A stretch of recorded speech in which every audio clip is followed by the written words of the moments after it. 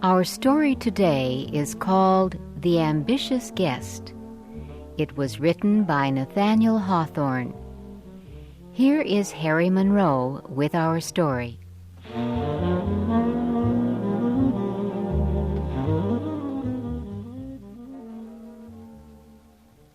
One December night, a long, long time ago, a family sat around the fireplace in their home. A golden light from the fire filled the room. The mother and father laughed at something their oldest daughter had just said. The girl was 17, much older than her little brother and sister, who were only 5 and 6 years old. A very old woman, the family's grandmother, sat knitting in the warmest corner of the room, and a baby, the youngest child, smiled at the fire's light from its tiny bed. This family had found happiness in the worst place in all of New England. They had built their home high up in the White Mountains, where the wind blows violently all year long. The family lived in an especially cold and dangerous spot. Stones from the top of the mountain above their house would often roll down the mountainside and wake them in the middle of the night. No other family lived near them on the mountain, but this family was never lonely. They enjoyed each other's company and often had visitors. Their house was built near an important road that connected the White Mountains to the St. Lawrence River. People traveling through the mountains in wagons always stopped at the family's door for a drink of water and a friendly word. Lonely travelers crossing the mountains on foot would step into the house to share a hot meal. Sometimes the wind became so wild and cold that these strangers would spend the night with the family. The family offered every traveler who stopped at their home a kindness that money could not buy. On that December evening, the wind came rushing down the mountain. It seemed to stop at their house to knock at the door before it roared down into the valley. The family fell silent for a moment. But then they realized that someone really was knocking at their door. The oldest girl opened the door and found a young man standing in the dark. The old grandmother put a chair near the fireplace for him. The oldest daughter gave him a warm, shy smile, and the baby held up its little arms to him. "This fire is just what I needed," the young man said. "The wind has been blowing in my face for the last 2 hours." The father took the young man's travel bag. "Are you going to Vermont?" the older man asked. "Yes, to Burlington," the traveler replied. "I wanted to reach the valley tonight, but when I saw the light in your window, I decided to stop. I would like to sit and enjoy your fire and your company for a while." As the young man took his place by the fire, something like heavy footsteps was heard outside. It sounded as if someone was running down the side of the mountain taking enormous steps. The father looked out one of the windows. "That old mountain has thrown another stone at us again. He must have been afraid we would forget him. He sometimes shakes his head and makes us think he will come down on top of us," the father explained to the young man. "But we are old neighbors," he smiled, "and we manage to get along together pretty well. Besides, I have made a safe hiding place outside to protect us in case a slide brings the mountain down on our heads." As the father spoke, the mother prepared a hot meal for their guest. While he ate, he talked freely to the family, as if it were his own. This young man did not trust people easily. Yet on this evening, something made him share his deepest secret with these simple mountain people. The young man's secret was that he was ambitious.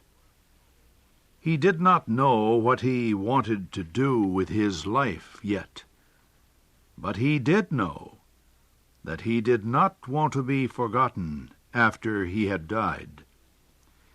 He believed that sometime during his life he would become famous and be admired by thousands of people. So far, the young man said, "I have done nothing. If I disappeared tomorrow from the face of the earth, no one would know anything about me. No one would ask, 'Who was he? Where did he go?' But I cannot die until I have reached my destiny. Then let death come. I will have built my monument." The young man's powerful emotions touched the family. They smiled. "You laugh at me," the young man said, taking the oldest daughter's hand. "You think my ambition is silly." She was very shy, and her face became pink with embarrassment. "It is better to sit here by the fire," she whispered, "and be happy even if nobody thinks of us." Her father stared into the fire. "I think there is something natural in what the young man says, and his words have made me think about our lives here. It would have been nice if we had had a little farm down in the valley, some place where we could see our mountains without being afraid they would fall on our heads. I would have been respected by all our neighbors, and when I had grown old, I would die happy in my bed. You would put a stone over my grave, so everyone would know I lived an honest life." "You see," the young man cried out, "it is in our nature to want a monument. Some want only a stone on their grave. Others want to be a part of everyone's memory. But we all want to be remembered after we die."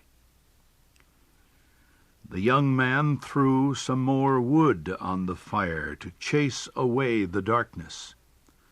The firelight fell on the little group around the fireplace.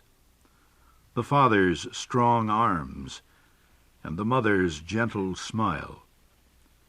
It touched the young man's proud face and the daughter's shy one. It warmed the old grandmother, still knitting in the corner. She looked up from her knitting and with her fingers still moving the needles, she said, "Old people have their secrets, just as young people do." The old woman said she had made her funeral clothes some years earlier. They were the finest clothes she had made since her wedding dress. She said her secret was a fear that she would not be buried in her best clothes. The young man stared into the fire. "Old and young," he said, "we dream of graves and monuments. I wonder how sailors feel when their ship is sinking, and they know they will be buried in the wide and nameless grave that is the ocean." A sound rising like the roar of the ocean shook the house. Young and old exchanged one wild look. Then the same words burst from all their lips. "The slide! The slide!" They rushed away from the house, into the darkness, to the secret spot the father had built to protect them from the mountain slide. The whole side of the mountain came rushing toward the house like a waterfall of destruction. But just before it reached the little house, the wave of earth divided in two and went around the family's home.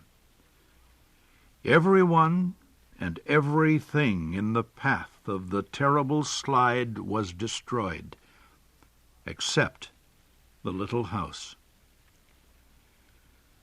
The next morning, smoke was seen coming from the chimney of the house on the mountain. Inside, the fire was still burning. The chairs were still drawn up in a half-circle around the fireplace. It looked as if the family had just gone out for a walk. Some people thought that a stranger had been with the family on that terrible night, but no one ever discovered who the stranger was. His name and way of life remain a mystery. His body was never found.